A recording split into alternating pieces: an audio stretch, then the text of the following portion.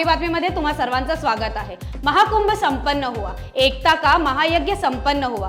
प्रयागराज में एकता के महाकुंभ में पूरे 45 दिन तक जिस प्रकार 140 करोड़ देशवासियों की आस्था एक साथ एक समय में इस एक पर्व से आकर जुड़ी, वो अभिभूत करता है। महाकुंभ के पूर्ण होने पर जो विचार मेरे मन में आए उन्हें मैं कमलबद्ध करने का प्रयास करता हूँ। महाकुंभच्या समापनानंतर पंतप्रधान माननीय नरेंद्र मोदीजी यांनी सोशल मीडियाच्या माध्यमातून केली पोस्ट। भारत जगातील 5वी सर्वात मोठी अर्थव्यवस्था आहे। लवकरच आपण 3ऱ्या क्रमांकावर झेप घेणार आहोत। 2047 मध्ये जगात क्रमांक 1 ची अर्थव्यवस्था असलेला भारत आपल्याला साकार करायचा आहे, मुख्यमंत्री माननीय देवेंद्र फडणवीस जी यांनी सांगितलं। हम सब लोग जानते हैं कि स्वामी विवेकानंद ऐसे दृष्टा थे कि जिन्होंने ये कहा था कि 20वीं शताब्दी तो इंग्लैंड और अमेरिका की हो सकती है, लेकिन 21वीं शताब्दी भारत की हो। और आज हम देख रहे हैं हमारे प्रधानमंत्री मोदी जी के नेतृत्व में जिस प्रकार से भारत लगातार आगे बढ़ रहा है। हम दुनिया की 5वीं सबसे बड़ी अर्थव्यवस्था बने हैं। आने वाले 3 सालों में दुनिया की 3री सबसे बड़ी अर्थव्यवस्था बनेंगे और 2047 में पूर्ण रूप से विकसित दुनिया की नंबर 1 अर्थव्यवस्था ये हमारा भारत होगा। जो सपना स्वामी विवेकानंद जी ने देखा था, वो सपना हम लोग निश्चित रूप से पूरा करेंगे। जब नेहरू सरकार पश्चिम के सिद्धांतों का अनुवाद कर नीतियां बना रही थी, तब दीनदयाल जी ने एकात्म मानववाद का सिद्धांत देकर देश को नई दिशा दी। मध्य प्रदेशच्या चित्रकूट येथे राष्ट्र ऋषी नानाजी देशमुख यांच्या पुण्यतिथीच्या कार्यक्रमातून देशाचे गृहमंत्री माननीय अमित भाई शाह यांनी सांगितलं, देश की विदेश नीति हो, देश की अर्थनीति हो, देश की कृषि नीति हो, देश की शिक्षा नीति हो, एक भी नीति में हमारे चिर पुरातन राष्ट्र की मिट्टी की सुगंध नहीं।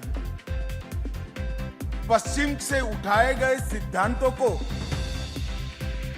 हिंदीकरण कर नीति बनाने का संतोष जवाहरलाल नेहरू कांग्रेस की सरकार लेती थी। उस वक्त पंडित दीनदयाल जी ने एकात्म मानववाद इस सिद्धांत प्रस्तापित कर हमारा आर्थिक दर्शन कैसा हो, हमारा विदेश नीति कैसा हो और हमारा विश्व को देखने का विश्व बंधुत्व के आधार पर हमारा नजरिया कैसा हो, वो सिद्धांत प्रस्तापित किया। और वो सिद्धांत आज भारत को सर्व विश्व में श्रेष्ठ बनाने की दिशा में आगे ले जा रहा है। 21वे शतक भारताचं असेल असं स्वप्न श्रेष्ठ कर्मयोगी स्वामी विवेकानंद यांनी भारताला दाखवलं होतं। आदरणीय पंतप्रधान नरेंद्र मोदीजींच्या नेतृत्वात हे स्वप्न साकार होत आहे, मुख्यमंत्री माननीय देवेंद्र फडणवीस जी यांनी सांगितलं।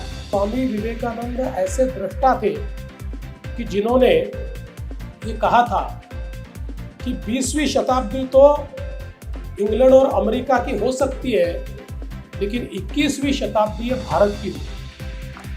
और आज हम देख रहे हैं हमारे प्रधानमंत्री मोदी जी के नेतृत्व में जिस प्रकार से भारत लगातार आगे बढ़ रहा है।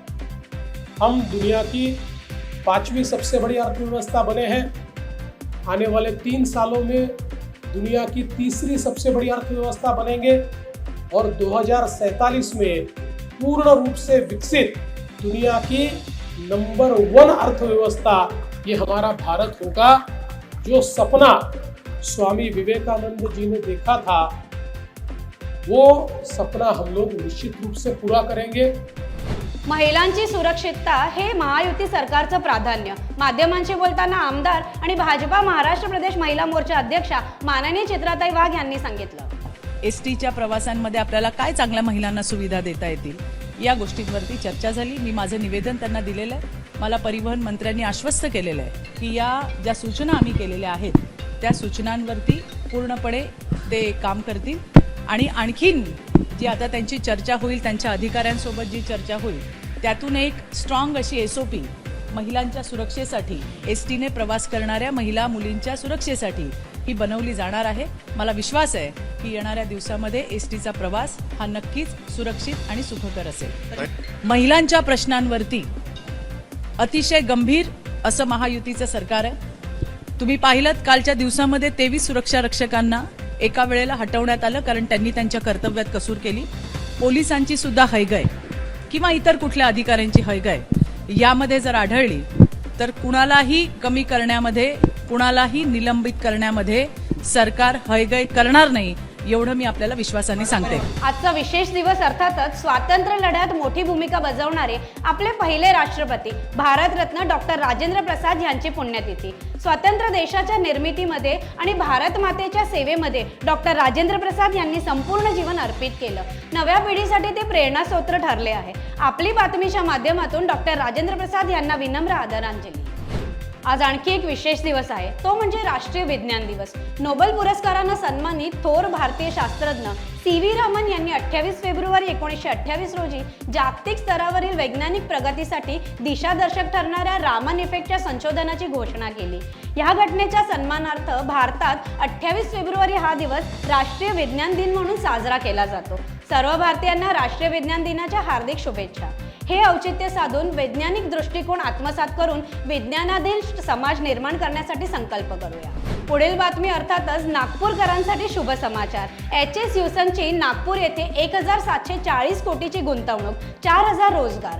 मुख्यमंत्री माननीय देवेंद्र फडणवीस यांच्या प्रमुख उपस्थितीत सह्याद्री अतिथीगृह मुंबई येथे महाराष्ट्र शासन आणि दक्षिण कोरियाच्या HS युसंग ॲडव्हान्स मटेरियल कॉर्पोरेशनचे मुख्य कार्यकारी अधिकारी नाकयांग सियांग यांच्यामध्ये बुटीबोरी नागपूर येथे ॲडव्हान्स मटेरियल उत्पादनासंदर्भात 1740 कोटी सामंजस्य करार करण्यात आला आहे.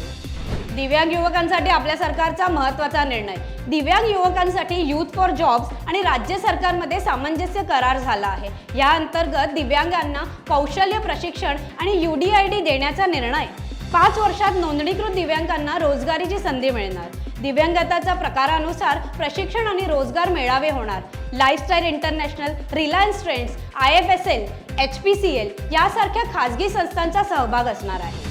आता महाराष्ट्र भाजपा 1 कोटी सदस्यांचा पक्ष झाला आहे. तुम्हाला सुद्धा भाजपाचा सदस्य व्हायचं आहे का? तर तुमच्या फोनवरून आजच 8800002024 या क्रमांकावर मिस कॉल द्या आणि भाजपा परिवाराचे सदस्य व्हा. नंबर पुन्हा एकदा ऐकून घ्या. 8800002024 या नंबरवर मिस कॉल द्या आणि देशाच्या विकासात सहभागी व्हा. आजच्या बातम्यांमध्ये इथेच घेऊया विराम. उद्या पुन्हा भेटूया नव्या बातम्यांसह. पाहत राहा आपली बातमी, आपल्या पक्षाची बातमी. धन्यवाद.